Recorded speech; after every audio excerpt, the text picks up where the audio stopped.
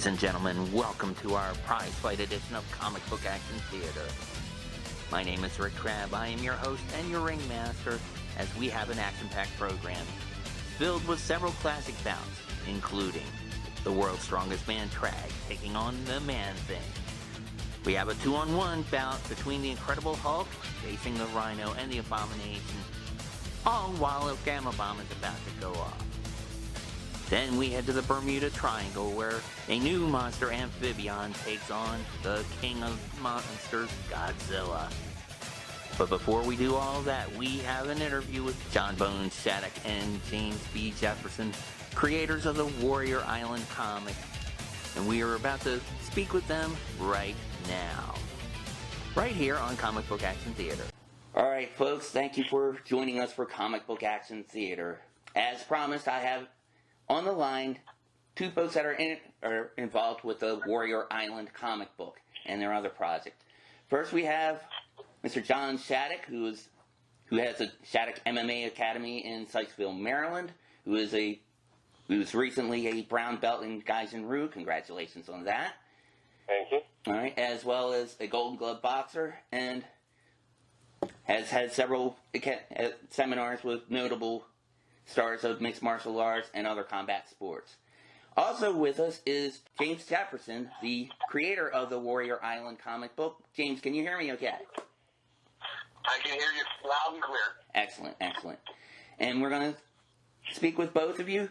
Now, John, I've had the pleasure of speaking to you several times on a mixed martial arts show with a mutual friend of ours, Kenny Wilson, years ago, so I'll get to you in a little bit. But James, I want to speak to you first, since this is the first time we've had a chance to talk to each other.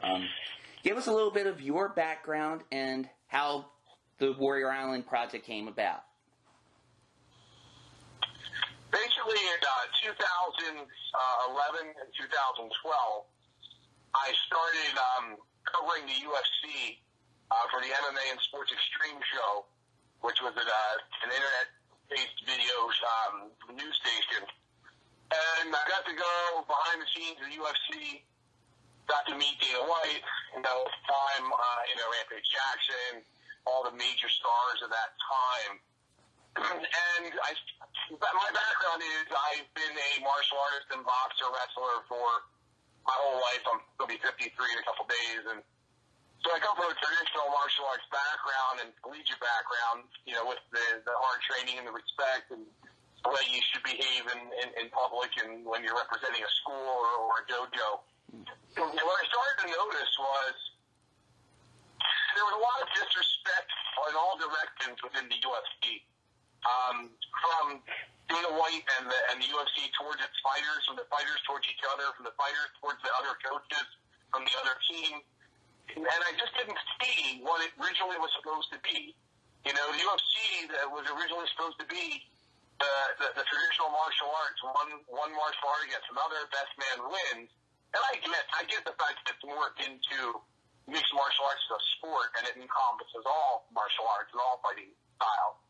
But what it lost the true respect.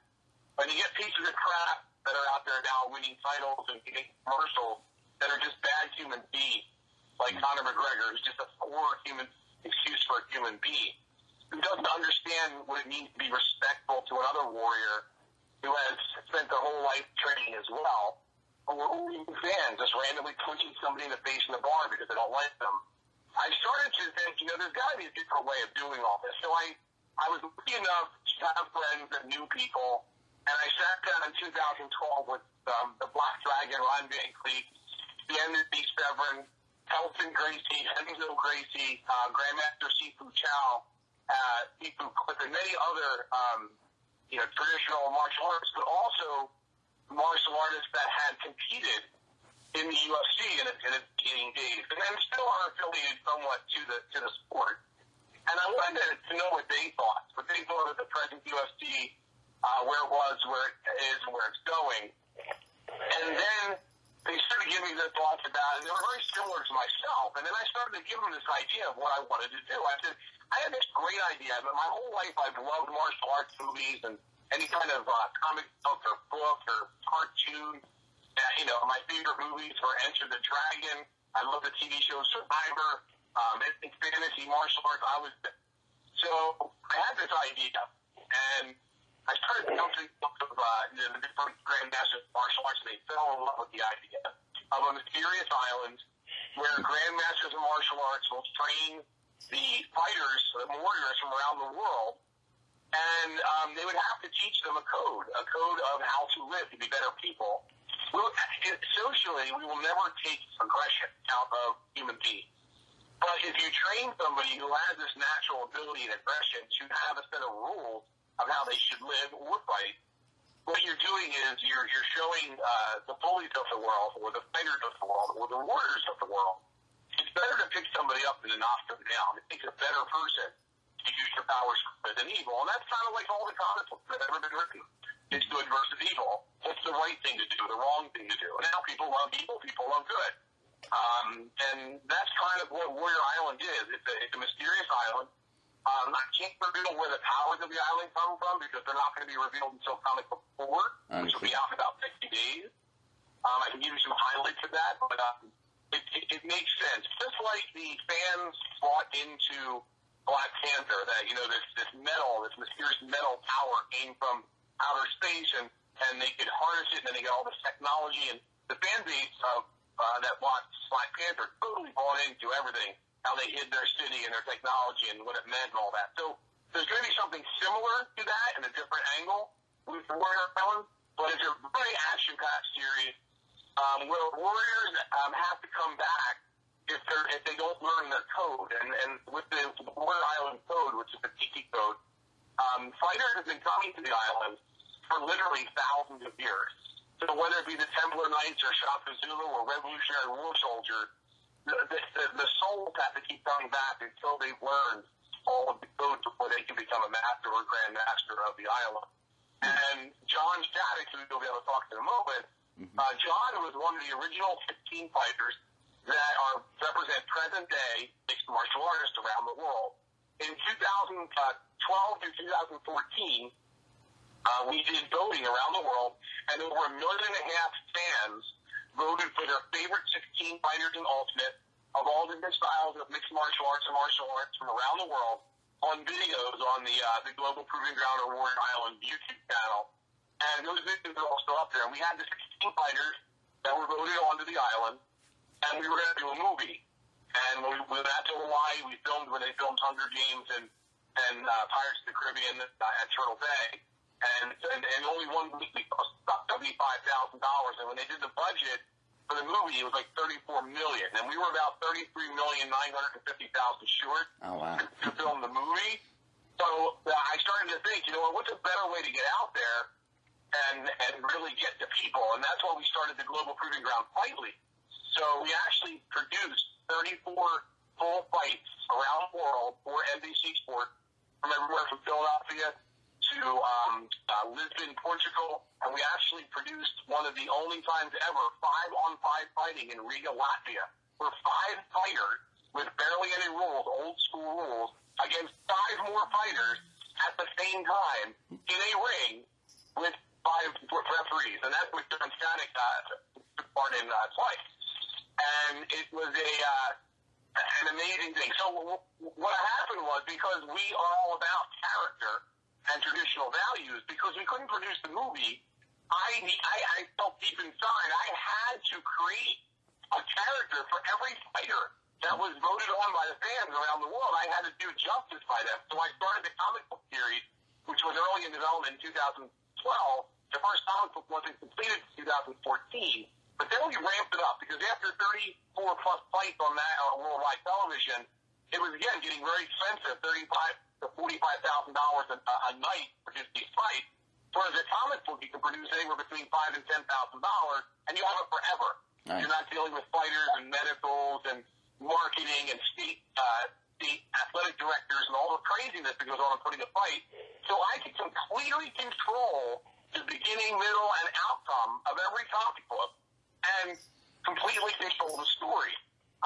Digging deep into the comic book world for the very first time in my life, I attended Comic-Cons, I talked to people from Marvel, I talked to people from different comic book, whether it be DC or Valiant. I spoke to all these artists, and we're at the point we're at now we're producing comic book 4 and working on 5. We have 4 full-time artists and colorists, lettering people, and we have access to the greatest minds in the history of mixed martial art and martial art to produce something that's never been done before, which is a comic book series based on live, real people that you literally can meet and talk to that are real warriors that are in the comics. Now, obviously, we have some previous 1,000 years ago, 500 years ago, that we have to create those people, and they're not around today. But presently, we have 2 or 3 more episodes of the comic, but present day, mixed martial artists and martial artists that are in the comic.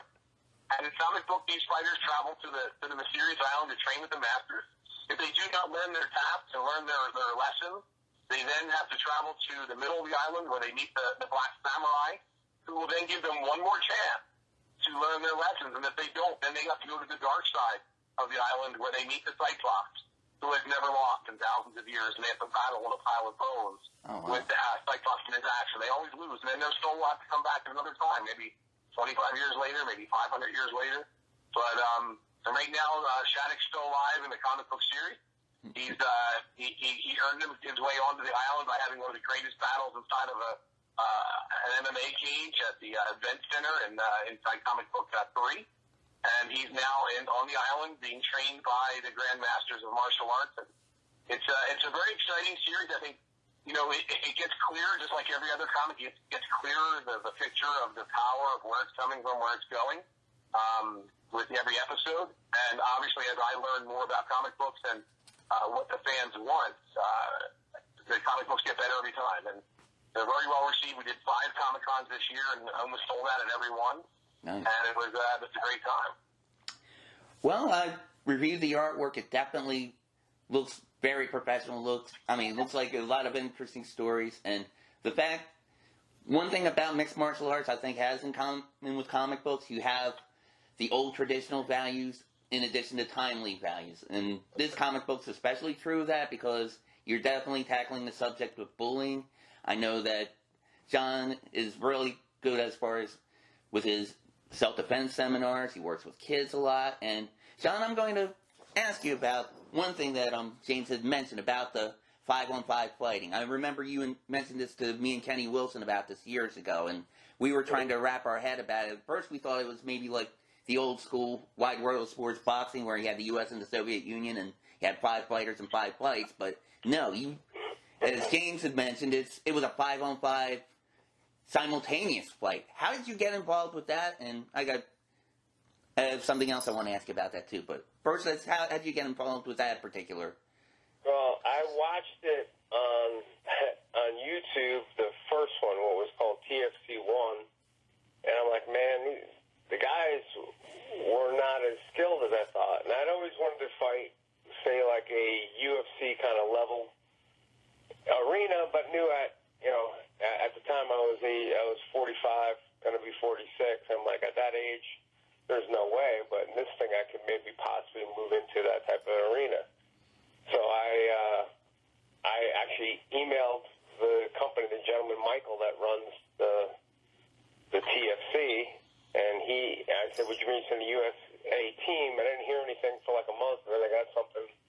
Emailed back and said, yes, put this team together. So I marketed it to the Maryland area, and nobody wanted to do it. So I actually reached out to James, and he got some fighters from Global Proving Ground, and we put a team together and flew out of New York and flew over to Latvia and fought.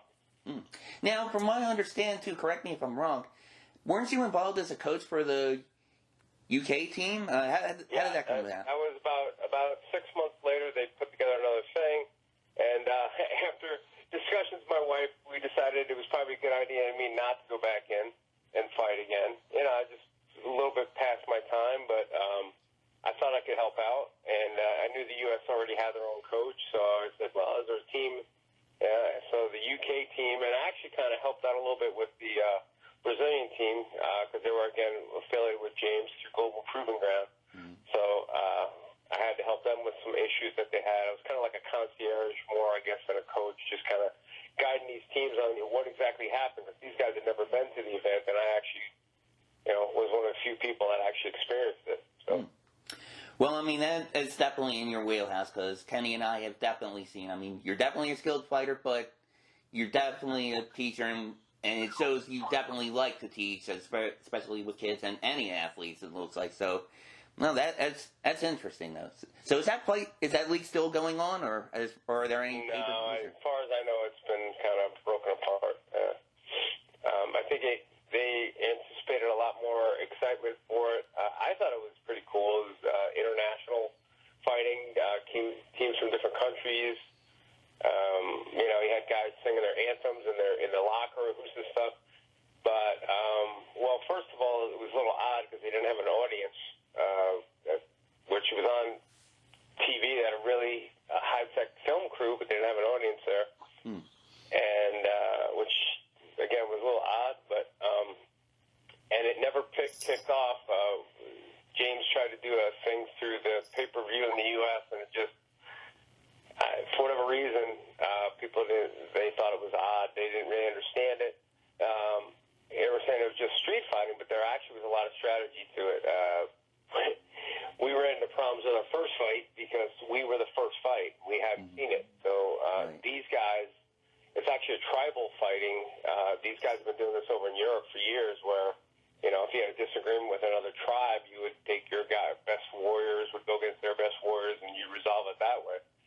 So as a sport, in Ireland, they just call that Saturday night. What was that, James? I'm sorry? I said in Ireland, they just call that Saturday night. Oh, no kidding. Yeah, there you go. Yeah, it's timely for St. Patrick's Day coming up in a few weeks too. Now, John, as far as how's the fight decided with that? Because I know it's like I'm a fan of professional wrestling. I know they have 3-on-3 or 4-on-4 matches where sometimes they eliminate them one by one, or if they got the most guys standing. So when your team gets wiped out, you get wiped out. So it's 5-on-5, and then 5-on-4, and then 5-on-3, or however many on 2. Usually it's once you lose your first person, and I've actually come up with some different ideas for rule changes, but it's like once you lose your first person, you kind of falls like dominoes. Right. Unless you've got a Brock Lesnar on your team or somebody that can. But I mean, the guys were gigantic that we were fighting against. The first when I fought for the U.S. team, we got there. There were supposed to be weight classes on the team. We actually had the smallest team, and the guy says, "Oh no, there's no weigh-ins for that." And they brought out the Polish team, which was everybody on the team was I would have been the small guy on the team. Everybody on the team was 260, 270. So I was like, oh my God. And in a one-on-one fight, maybe you could say size doesn't matter, but when you got 5-on-5, size definitely matters. So. We'll be able to bring that back. John, we'll be able to bring that back in the comics. We can have training at 5-on-5 on the island. Okay, cool. That would be fun to read about. That'd be fun to see if you guys can get that live again, like on Fight TV or something like that. I'm surprised. It sounds like something that would be right up their alley. I know they not only may pick up different boxing or wrestling, but I know I have one friend who's heavily into Muay Thai. He loves watching the fights from Thailand, and they got a few fights from them. I'm surprised somebody from there would be interested. Have you contacted them in the past, or? Are you asking me or James? Or either. I'm in touch with everybody in the industry. Right now my focus is on the comic book because we can actually reach a lot more people. Mm-hmm. It's so interesting how comic books as Americana are going to be getting more and more popular when magazines and newspapers are disappearing. The comic book is expanding, and it's awesome. Yeah, definitely on the merchandising end and the movies end and all that. But although I've heard I've had some friends in the comic book industry. They're kind of complaining about going from digital to print and that kind of thing. But hey, it's like any other industry, I guess. Whatever the trends are, whatever you can do to keep it going, I guess that's what you have to do.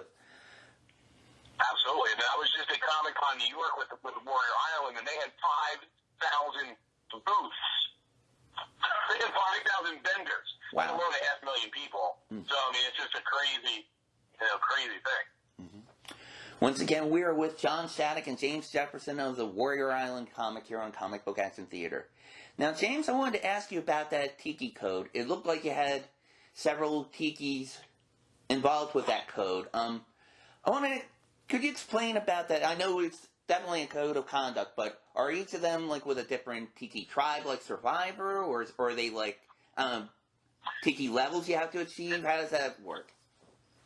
The Tiki Code basically is an expansion of the Bushido Code, which you have honor, respect, you have integrity, you have we've expanded into leadership, empathy, all the different tenets of what a real warrior should have. And each Tiki Code has, a series of things that go along with it, and then they have to learn it. So most warriors have some of the code already, but until they get all of them, they're not becoming a complete warrior to become a real master or grand master. You have, when I interviewed some of the greatest martial artists that ever lived, and these guys are in their 70s and 80s, and to a master, they will tell you the thing they learned most out of all the skills and all the things they've learned in their entire life, the most important thing they've learned is empathy and caring about fellow human beings. They can kill you in a second, but why? Why would they really have to do that? If you go back to where martial arts came from, originally from India, migrating into northern China, martial arts was invented and developed to protect villages. Someone in the village would have some kind of a skill set that would protect the village. And then when a marauder or what have you came into the village, they were supposed to defend them. There's a great movie, Kung Fu Hustle, which is kind of a parody on it, which is pretty funny, but has some great martial arts in it as well. But the Tiki Code is always expanding, but the original Tiki Code is extremely important that these warriors or modern anime players learn, respect, integrity, humility. They have to, and then show it, not just understand it, but actually show it. Think about the original Karate Kid movie, finish him, sweep the leg, they've already won. Why do they keep going? If you've already won, then why are you punishing your opponent? You should help them up, congratulate them. They worked hard, they trained hard, they lost. Okay, move on. And that's something that you sometimes see at the UFC, but very rarely. And that's kind of what we're trying to teach the MMA fighters of today, warriors of the past and warriors of the future. You've been born with an ability. Your soul has traveled through time to be born again as a warrior. What didn't you learn the last time that'll make you a better warrior, maybe keep you here, or maybe your soul becomes its journey? So, and that's what it really is. It's a different spin on, like you take the series and it's like a milkshake maker. You think, a little bit of Enter the Dragon, throw in Survivor, throw in Karate Kid, and then maybe Mortal Kombat and Street Fighter. Put it all together, and the best parts of all that you love, they're in the comic series.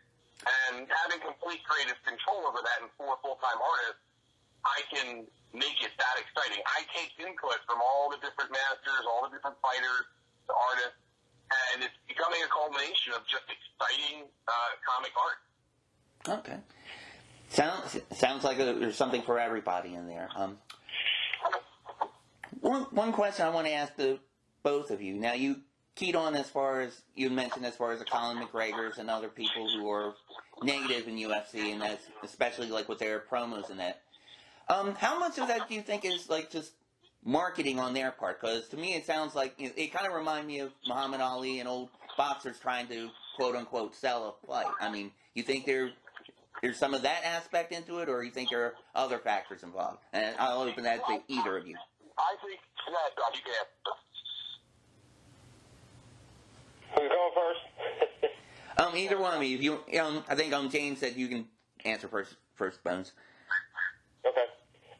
Well, I would say, Connor has actually exuded the fact that at first I said it was an act, and then he's kind of done some bonehead stuff. I guess that's part of getting $100 million and just do some silly things. But I lost a lot of respect for him when he hit that old man in the bar and just throwing phones and doing some crazy stuff.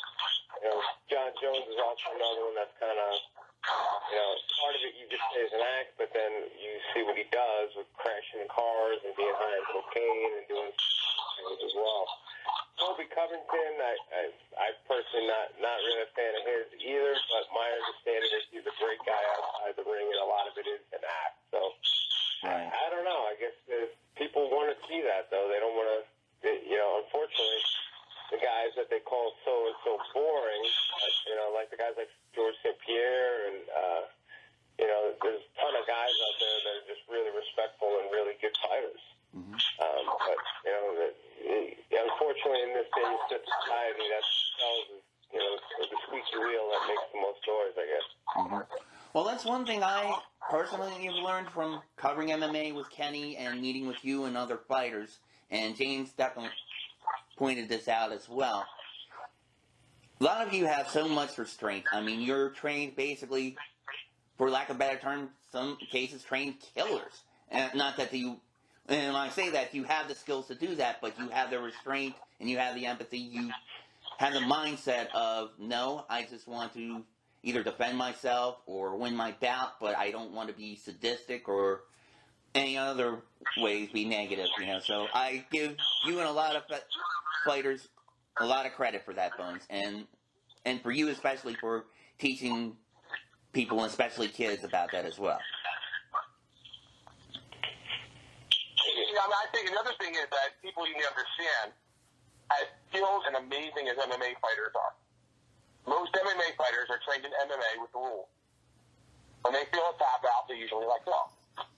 Real traditional martial artists can kill you and pretty fast. And we're not talking about the corner, strip mall, paper, black belt martial arts. We're talking about real martial arts. Right. They will kill you if they have to. There are no rules. Traditional, new MMA fighters are used to rules. Doesn't mean that I'm not, dipping their skills. They're amazing fighters. And they can kill somebody too, sure. But they're not trained to kill. They're trained to do a sport. Once again, we're with John Shaddock and James Jefferson of the Warrior Island Comic here on Comic Book Action Theater. All right, gentlemen, before I let each of you go, I'll start with you, James. How can people get a hold of the Warrior Island comic, and is there any other projects you're involved that you want our viewers to know about? You can get Warrior Island comics at warriorisland.info. warriorisland.info, right on the internet. You get all three of the first issues plus pre-order issue 4. Something unique about our comic book series is, once you buy one of our comics, you get autographs from everybody in it for free forever. So anytime you take our comics to any event where we're at, the MMA or Comic Cons, we all sign for free. Oh, very nice. So I have some people have comics with 15 signatures in it already. Oh, excellent. They can also attend our different comic events that we do. We do different Comic Cons around the country, as well as we do MMA events. So they can just let us know. If you're going to be somewhere we are, even if we don't have a table, give us a heads up. We'll bring some issues with us, buy them for you. Don's doing an event at a library coming up, I believe, as well. It's a great spot to get them, so I'll let him tell you that as well. Okay. All right. And John, yeah, that's a great segue. Is there anything you would like to mention to our fans? For example, fans in the Maryland area that can attend your school, how is that? Tell them how we can do that. You can go to shaddockmma.com, SHADDOCKMMA.com, and we have a contact form on there. It's pretty easy to fill out. Just fill out what you're looking for, and come on in. Now, what's really cool is we've really started the kids young. I just started a Tiny Ninjas program, ages 3 and 4-year-olds, teaching them basics of jiu-jitsu. And we have our Little Ninjas, which is ages 4 to 7, and then our Junior Warriors, which is 8 to 12, and then after that, we have adult classes. As far as boxing goes, we have our Kid Box class, which is kids kickboxing class, and that's ages 4 to 12 in one big class. And then we have our adult classes as well. We have a variety of different things. So we'll be at the Carroll County Library. And I'm trying to think of the exact date, but it will be in April, doing a book signing there. So that's pretty exciting. That's coming up. Okay, great. Yeah, definitely let me know on or off the air about that. I will mention that in a future episode as well to promote that for you too. All right, gentlemen, thank you both for doing this interview. It was very interesting. A lot of interesting facts about not only the comic, but MMA and your own personal careers in each of those fields. And I wish you a lot of luck, and hopefully we can send you a lot of hits and people buying a lot of comics for you. It's an honor being on the show. Okay. Thank you, sir. Okay, thank you. Thank you both. All right, we're going to go to our next story in a little bit. We'll be right back here on Comic Book Action Theater. All right, folks, our first bout takes us from Warrior Island to the Florida Everglades, and possibly one of the strangest tales ever written by Marvel Comics, and that also published by Power Records. Here we have the Man-Thing in Night of the Laughing Dead, here on Comic Book Action Theater.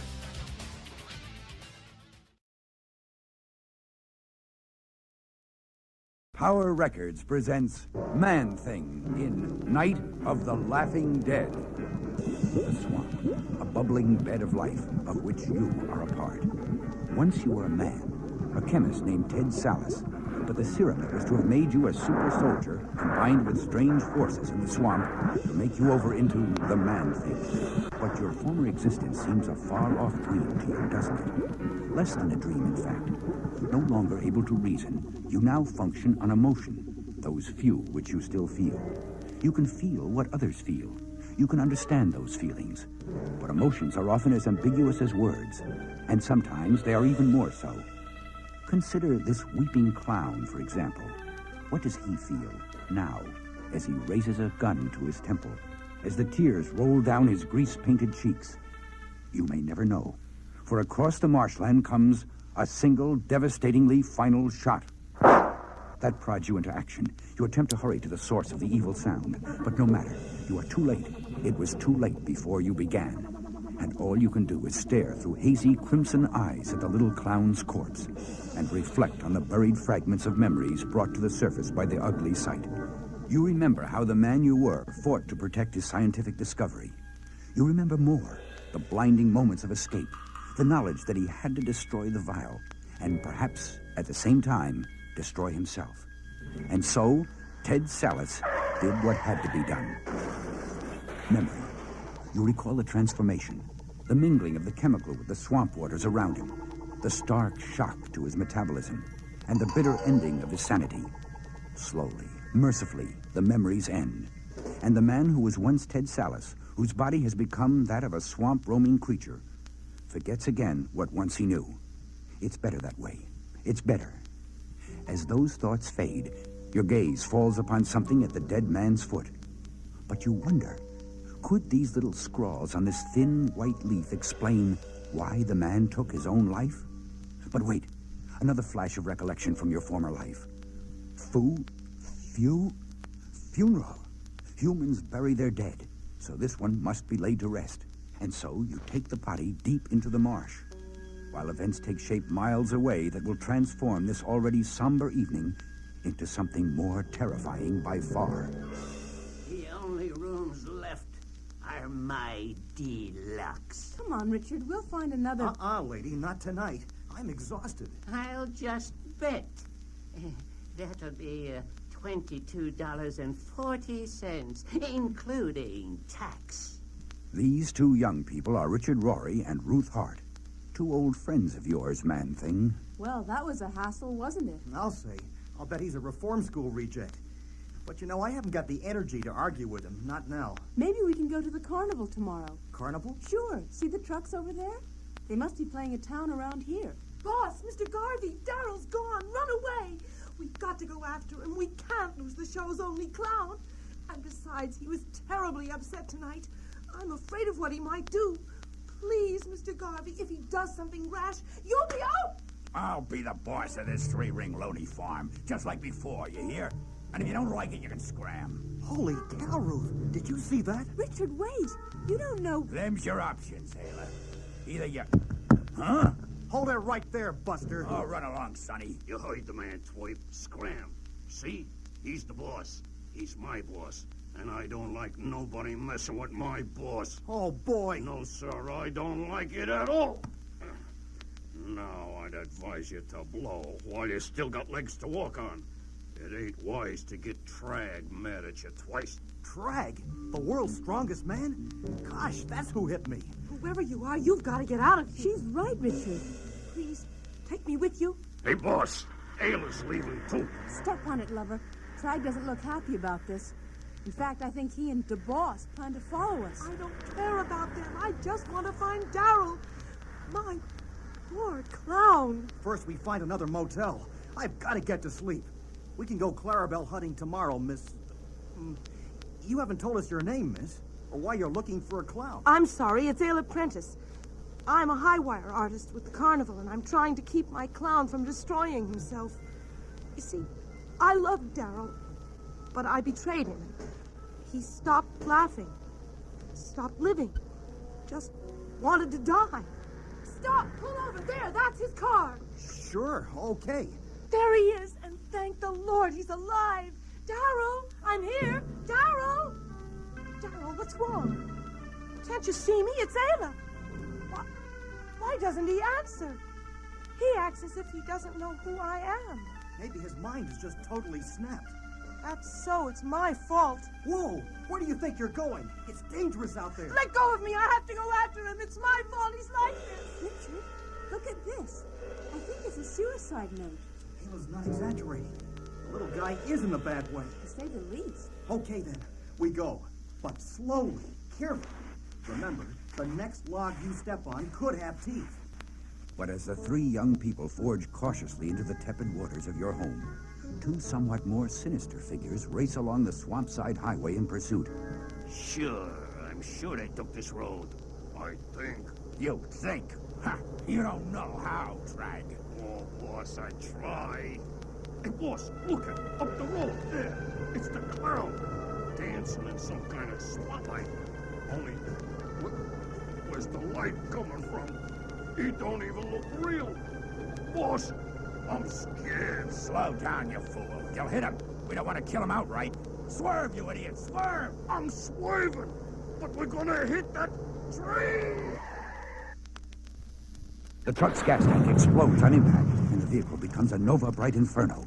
And the little clown stands watching, gleefully. Good evening, Tragg. How are you? I am fine. Where is Garvey?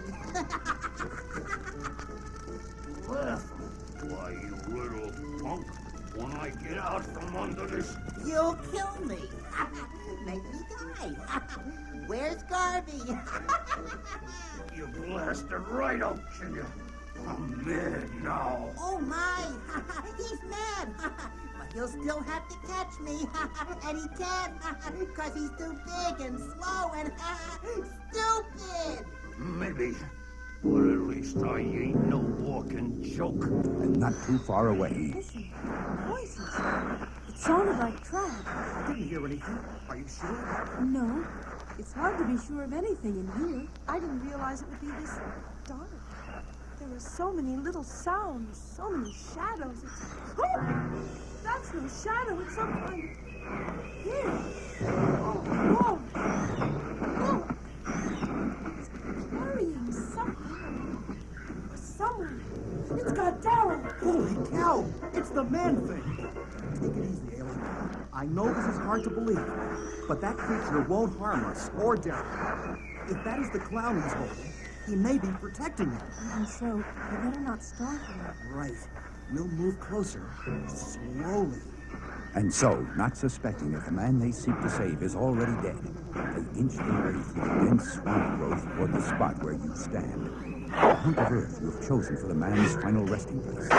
And when they push aside the last clump of green, when they see the clown's limp body and the heavy branch in your mottled hand, Ayla draws the logical but wrong conclusion and panics. Heedless of the seeming danger you present, she rushes to the side of her fallen friend. Daryl, wake up! It's Ayla! Daryl! Oh, no! He's dead! Dead! You can feel this woman's deep sorrow. Your own head bows. But then, another powerful emotional force makes you whirl, startled. How could you? I'd almost come to think of you as human. But now, get out! Get out of here, or else... Anger, aimed directly at you, emanating from a man you assume to be your friend. Why? What did you do? Why does he loathe you so? You cannot reason, and even if you could, you lack the vocal mechanism with which you might explain to them their error. So you merely skulk away. Once you have gone, tears flow copiously. I didn't believe the man thing was capable of this. still strikes me as odd that I could face him down so easily. Unless... I never told him how I felt. I'm so ashamed. Oh, wow. How could I have been so blind? Ayla, look. He's been shot. The monster didn't kill him. But that's impossible. We didn't hear any gun go off. And we just saw Daryl alive a few minutes ago. Didn't we? You know, I'm beginning to wonder about that. So am I. We all saw something back there. But what? A ghost, maybe? Come on, Ruth. Under the circumstances, isn't that a little bit morbid? Nice try, twerp. Play acting that clown's dead to protect them from me. Tragg. Come on, Clownsy. Stand up and get beat to death like a man, you hear? Stop it, Tragg. You can't kill a corpse. Tragg, I said stop it. You said.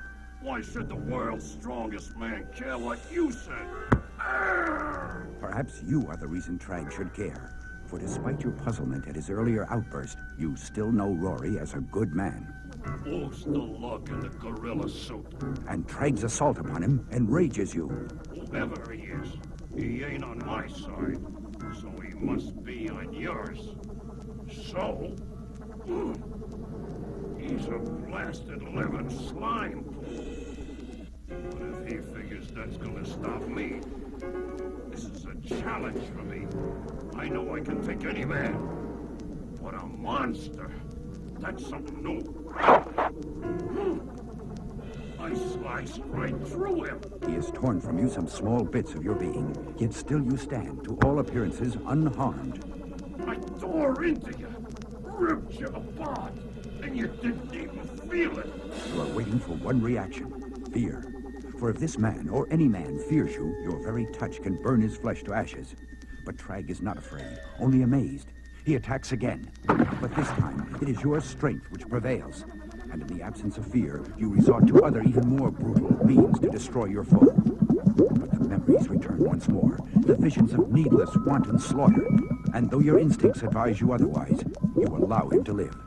And as you make that choice, the most bizarre event of this night occurs. Holy leaping!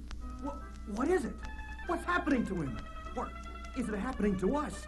Are we all losing our minds? The warm night air has suddenly turned chill as you stare along with the humans at the skeletal specter that has risen from Daryl's lifeless shell. What are you? What do you want? Why? I want to make you laugh. I want smiles and guffaws and grins and good cheer. And most of all, peace. What does any clown want but to make people happy? But I could not go on making others laugh when all I felt inside was pain, when the love I gave was not returned. But now, my soul is free. I shall feel mortal pain no more. And so I can laugh forever. You look and listen to the specter of a clown before you. And all that you know, man-thing, is that never has laughter made you feel so sad. All right, folks. Continuing through our prize fight edition of Comic Book Action Theater, we have a classic tale from both Marvel Comics and Tower Records, as the Incredible Hulk takes on both the Rhino and the Abomination, while a Gamma Bomb is about to go up on General Thunderbolt Ross's Hulkbuster base. We have the Incredible Hulk at bay here on Comic Book Action Theater.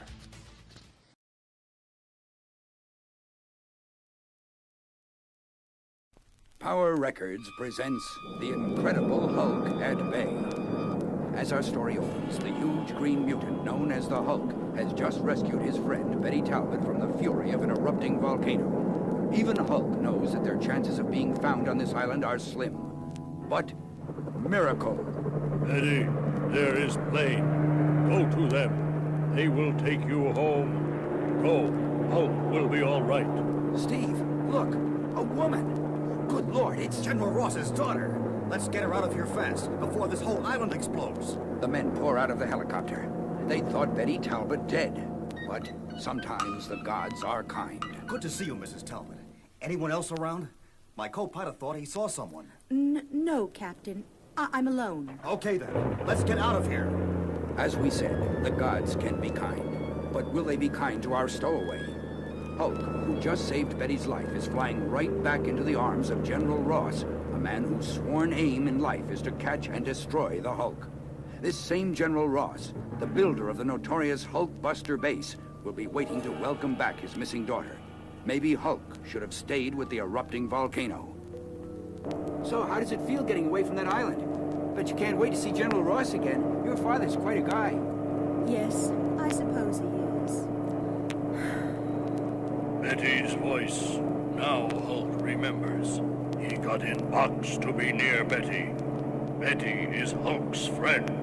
Mrs. Talbot, this isn't any of my business, but how did you survive on the island without help? You're right, Lieutenant. It isn't any of your business. Betty sounds angry.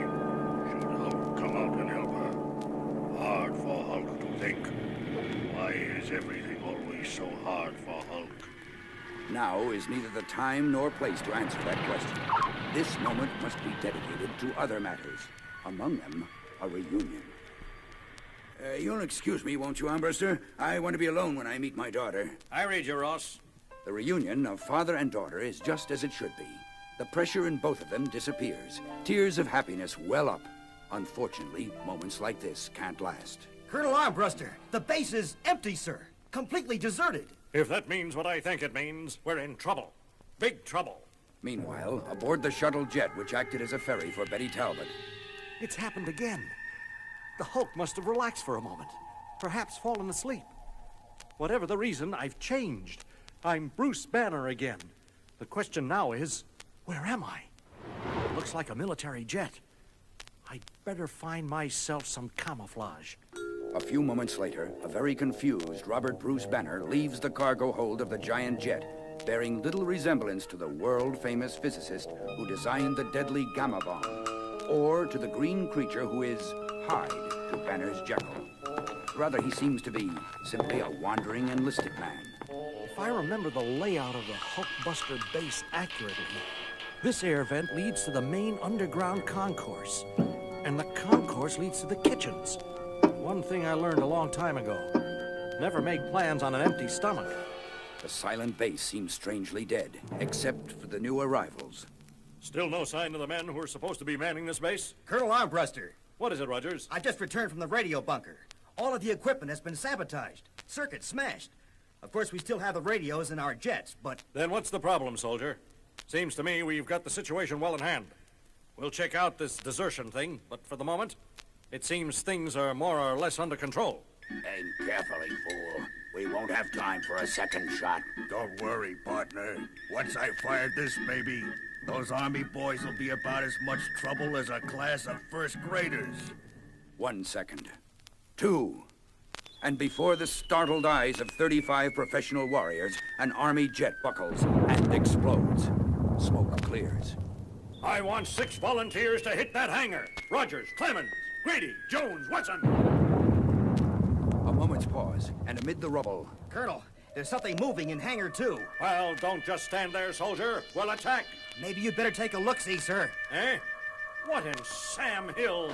Nightmare. All his life, the man named Armbruster has been a soldier, and possibly a good one. But today, he finds himself confronted with a sight from his most tortured dreams. Not one uncrushable foe, but 2. You hold them back, Abomination. Show them we mean business, and then nobody can stop us. Nobody in the whole wide world will ever stop us again. You're the same kind of creature as the Hulk, a gamma-ray mutant. Wrong, fool. I'm far more powerful than that green lump. I'm the Abomination, the strongest mutant of all. Not bad, friend. In the meantime, look at what I caught. What is this? What do you want? Want?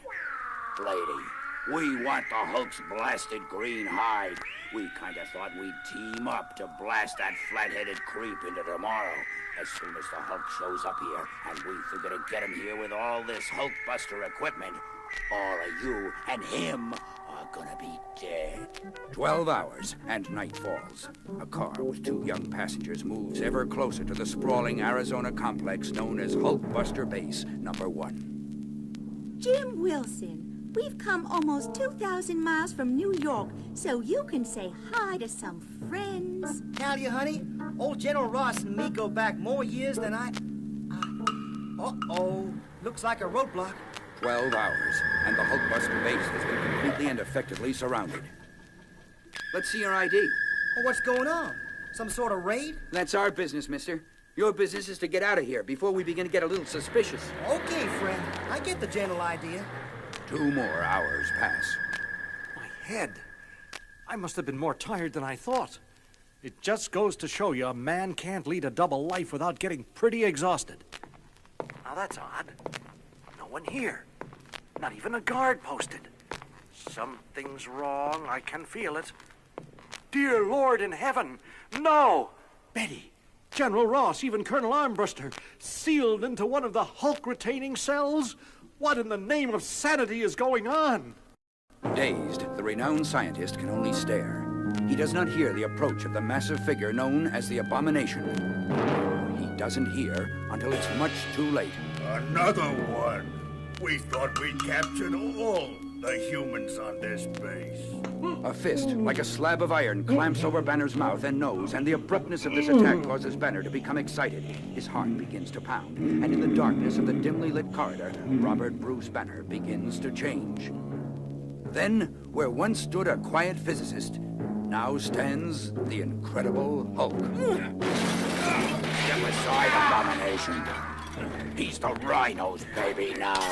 Hulk doesn't understand. Hulk wakes up, and everyone attacks him.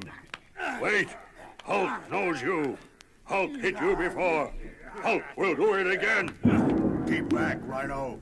We can capture him with one of the Hulkbuster base's specially designed weapons. Guns? Hulk thought only soldiers used guns. Hulk doesn't like guns. Hulk will go away. Stop him, Abomination. Stop him. No, he won't go far. He'll be back, and we'll be ready for him.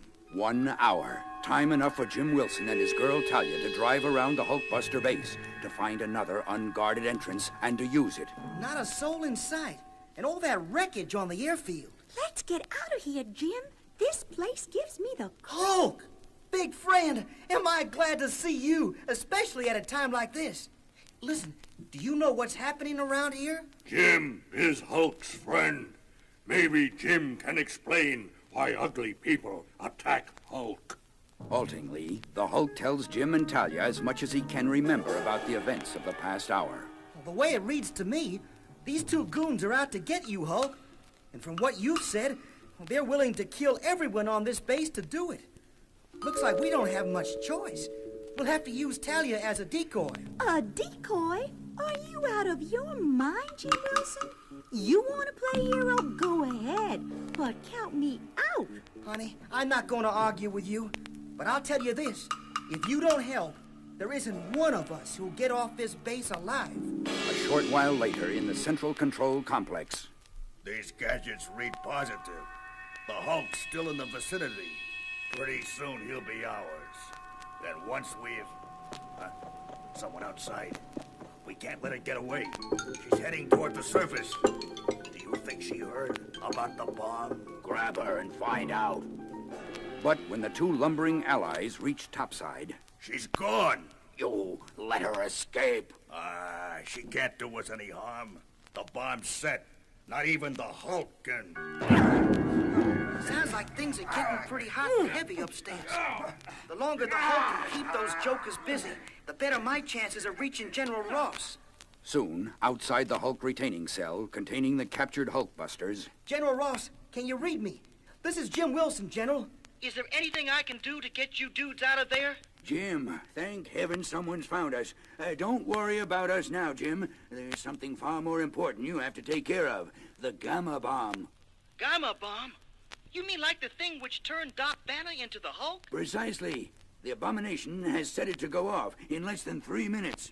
But why would he do a dumb thing like that? Because he knew the Hulk was still on the base, and he expects to escape before the bomb can explode. Wee-oh! Tell me what to do, General. Fast! 5 seconds later, after Jim has listened to Ross's hurried instructions and has set the cell intercom on maximum volume... Take the main corridor to side passage 6G. There's a ladder there, Jim. Go down 2 levels. You'll find a pressure chamber. You've got 2 minutes, Jim. Follow this passage to the end. Make a left, go 2 doors, turn right. Hurry, lad, hurry. 90 seconds. Do you see the control panel? It should be to your left. Got it. It's a letter combination. The letters are C-H-A-O-S. 68 seconds, Jim. Cut it out, man. I've got the top open. We're not out of the woods yet, son. You still have to reverse the detonation fuse. Great. How am I supposed to do that? I wish I could tell you, son, but I don't know how the Abomination said it. It's up to you, Jim. 47 seconds. I said cut that out. Phew. There's a small pin. Touch it lightly. See which way it gives. I'm trying it, General Ross. It's moving a bit. Now what? Pick a direction, son, and pull. A pause. 3 seconds. Bingo! The pin's out, General. The bomb's off. Fire out. I did it. Meanwhile, Hulk is tired of you hitting him, so Hulk will stop you. Like this. I'll handle this walking show now. You back up. Get ready to ram him. Then we better get out of here. That G-bomb must be ready to blast. Hulk is sick of fighting. Hulk wants to finish it. Don't worry, Hulk. We'll finish it for you, as only the Rhino and the Abomination can. This is stupid. Hulk doesn't like it. Hulk can beat either of you. But Jim said to wait. Hulk has waited long enough. So now, Hulk will leave. No. No! there's an old saying about an immovable object meeting an irresistible force. Witness such a meeting and its result. Big boys hurt Hulk here. Why won't the world ever leave Hulk alone? And so much for the Rhino and the Abomination. Meanwhile, the troops surrounding Hulkbuster Base Number 1 receive the long-awaited signal. Lieutenant, look! They're telling us the danger's ended. Hulkbuster Base is back in control. Thus, 1/2 hour later, we find ourselves attending a most unusual press conference in which the star figure is... The Hulk! Can you tell our audience exactly how you defeated both the Abomination and the Rhino? Take stick out of Hulk's face, or Hulk will break it. Hulk, can I thank you? You're the one who hates Hulk, who wants to destroy him. I'm also the one who owes his life to you, as we all do. Maybe there's something I should learn from that. Maybe I've been... Holy cow! Behind you, Hulk! Look out! Look! Umbrista, what the devil is the meaning of this? Don't you realize what you've done? My duty, Ross. My patriotic duty. I've captured the Hulk. A hero 1 minute, a captive the next. So it goes in the life of our huge friend. But the Hulk will find some way out. He always does. Our next story takes us starting from the Bermuda Triangle all the way to the Florida Keys, eventually to the coast of Miami, as Amphibion rises from the depths to take on the king of the monsters, Godzilla. Now, unlike the previous two stories that I featured, this one did not come in a comic book record and set, so the only graphic I have to match it is some great Herb Trimpe artwork from his series with Marvel Comics, which ironically, the album cover for this record also had some artwork from Mr. Trimpe. It was actually the cover art for the very first issue of the Marvel Godzilla comic book series. Really great stuff. I wish there would have been a book. I wish Mr. Trimpe would have been able to illustrate it because I was really a big fan of this series. I liked the way he drew Godzilla. I thought he made him look more sinister than he appeared in the movies at the time. But anyway, here is Godzilla vs. Amphibion on Comic Book Action Theater. Godzilla, a prehistoric monster born in the modern world. Some say a friend, some say foe. And where will he surface next? Our story begins in the fabled Bermuda Triangle.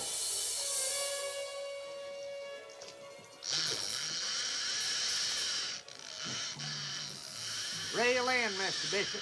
I don't want to get caught in the Bermuda Triangle waters without daylight. You don't believe those Bermuda Triangle legends, Captain? What's wrong, Mr. Bishop? Look! Out in the water. That fin must be 100 feet high.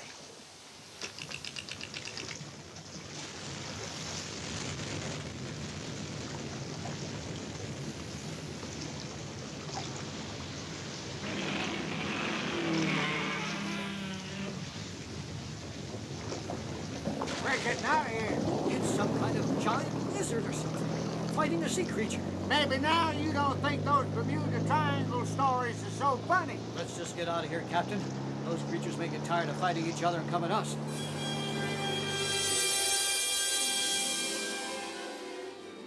So, Godzilla is in the Bermuda Triangle off the Florida coast.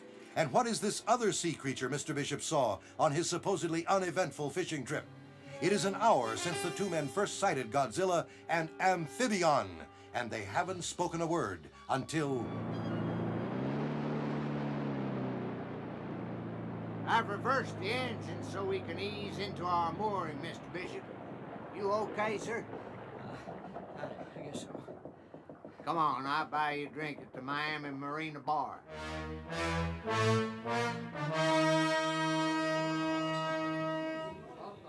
Here, Mr. Bishop, have another drink. You'll be okay. I'm okay. You're gonna go over the deep end if you don't get a grip on yourself, sir. Don't you think we ought to report what we saw? Now, look, sir. You yourself were skeptical about the Bermuda Triangle legends.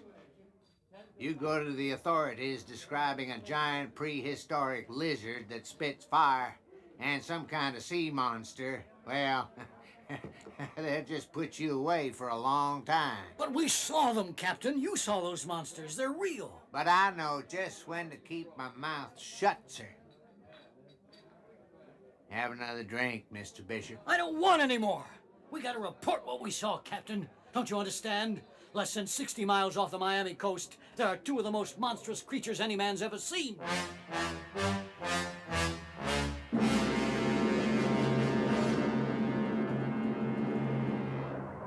Captain Thompson to Patrick Air Base.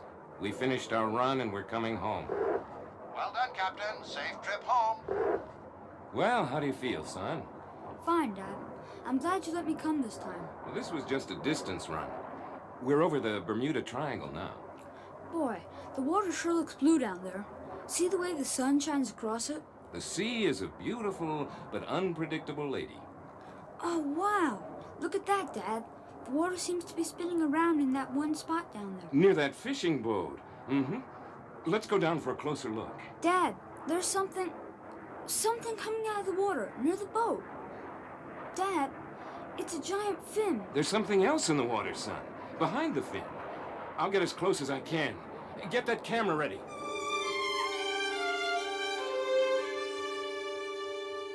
Captain Jennings is a trained paleontologist, Tommy. He'll know what to make of these pictures we took. Come in. Oh, Rick Thompson and Tommy. How are you two? Okay, Larry, but this isn't a friendly visit. What's wrong, Rick? You heard about the fishing boat swamped off the coast this afternoon? Mm-hmm. Take a look at these pictures we got of it. Oh, sure, Rick, but you shouldn't have hung around for pictures during a storm in the Triangle. There wasn't any storm in the Triangle today. You're not looking at the photos. No storm? Well, how'd the boat sink? What are these pictures supposed to be? You tell us, Larry. If I didn't know better, Rick, I'd say you've got the next best thing to the Loch Ness Monster here. That fin is what, 100 feet out of the water, judging by the boat in this photo. Look at all the pictures, Larry. You two have really stumbled onto something here. Yes. But what, Larry? Isn't that a giant lizard or something, Captain Jennings? Well, technically, a plesiosaur, Tommy. An ancestor of Tyrannosaurus rex. It stood on two legs, had small frontal arms and large, wide jaws for ripping and tearing flesh. We photographed that plesiosaur, or whatever it is, from my plane this afternoon in the Triangle, chasing whatever that fin thing is. I wonder, is it possible? Is what possible, Larry? Godzilla. I thought the Japanese had killed him years ago. Godzilla? Godzilla was a long dormant plesiosaur, Tommy, awakened to the modern world by nuclear radiation. It appears Godzilla is still alive. Are you asking me to believe this story about sea creatures and giant lizards? It's a plesiosaur, Commander Radley, perhaps 400 feet tall. I can see the photograph, Captain Jennings, and I still don't believe it. Commander, 2 days ago, a chartered fishing boat out of Miami encountered these two creatures in the same general area. One of the men on board has been put under observation, but his description of what nearly swamped their boat Fits what you see in these photos. That's right, Commander. Well, What? When? Yes, sir. I'll dispatch them immediately. What is it, Commander Riley? You're to lead a flight of nuclear fighter jets to the Miami Beach area, Captain Thompson. Now, sir? Immediately. It seems a commercial airline pilot has just made a most fantastic report to the Miami airport. And? He says he saw a huge lizard, gentlemen. And another equally fantastic creature with a large fin on its back and long, sharp claws. The lizard was chasing the fin creature towards Miami Beach. Godzilla is a plesiosaur, Commander. Whatever, Jennings. Now, Rick, your orders are to stop them any way you can. You'll carry nuclear rockets. The civilians there will be ordered inland. Now, get going, man.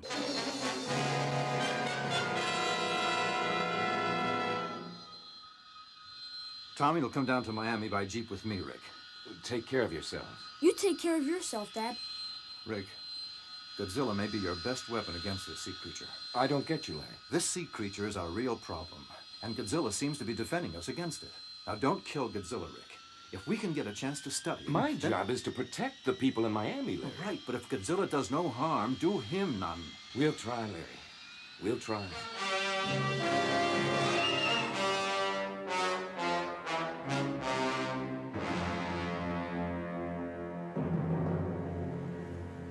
I'm gonna catch a wave this time, Bill. These babes are running as high as I've ever seen off Florida. I don't understand it, Shorty. There's never been a surf like this here. Must be a whale of a storm inland, but the radio never mentioned a thing this morning. Maybe something's doing in the Gulf. Let's just get these boards out and enjoy while the surf lasts. Must be 5-footers. Hey, Bill, you see something out there? Where? Couple of 100 yards. Looks like the tip of a fin. Ah, Shorty, don't start with that shark business. You've been watching too many movies, man. You want to go first or what? There it is again. You cut it out. I'm getting out of here, Bill. Come on, Bill, don't stay out there. That Shorty, always kidding around. Wait a minute. What's going on here? No, that fin must be 100 feet high. That's a giant lizard.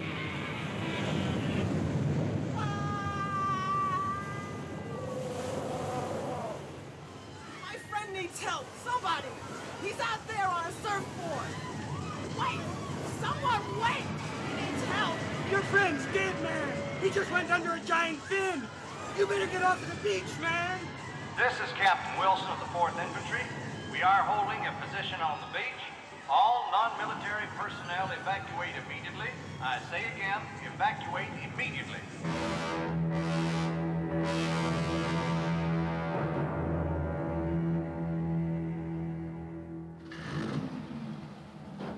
Captain Wilson, how long can we hold out here?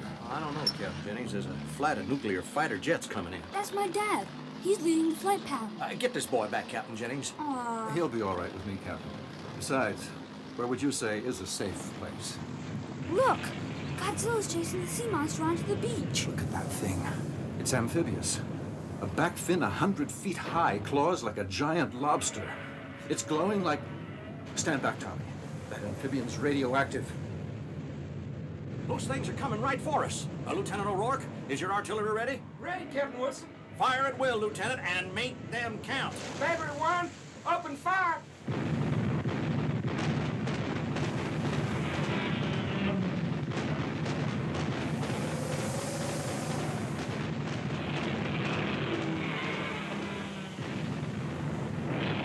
Those shells aren't doing a thing.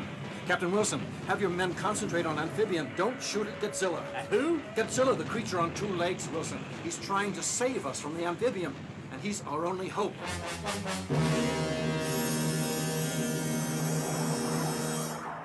Flight Hawk 1 to flight pattern. Our targets are below us at 2 o'clock. We'll go in one at a time before they reach the hotels on the main strip. Follow me.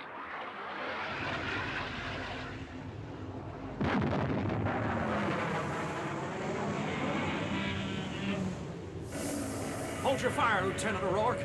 Let's see what our jets can do.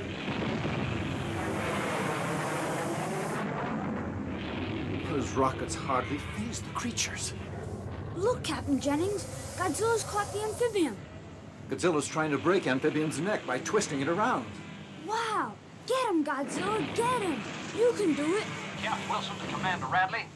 The fighter jets are coming in for a third pass. Now, I'll be in contact again in a few minutes. Come on, Godzilla, do your stuff, boy. Artillery at the ready, Lieutenant O'Rourke.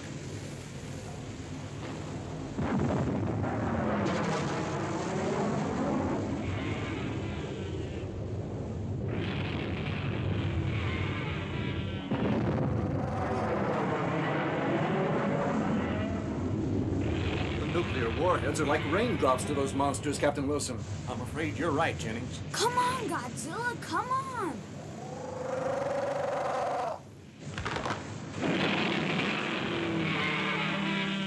Yay! Godzilla beat Amphibion! Godzilla won!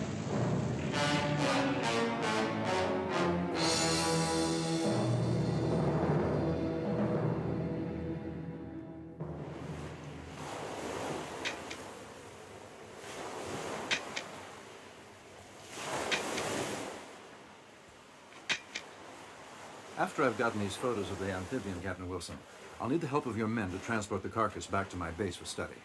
What do you think this creature is, Jennings? Where did it come from? I'm not completely sure, Wilson, but the amphibian seems to be a mutant form of an early prehistoric amphibious creature. Well, are there any more like him, do you think? Let's hope not, Captain Wilson. Flight Hawk 1 to flight pattern. Let's head for home. But we haven't gotten that other creature, sir. And we're not going to.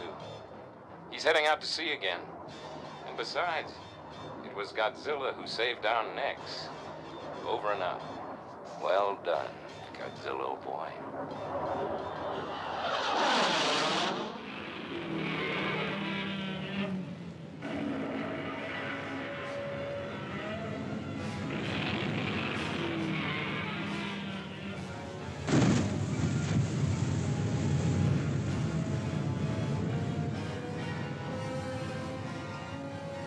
Godzilla went back to sea after defeating Amphibion.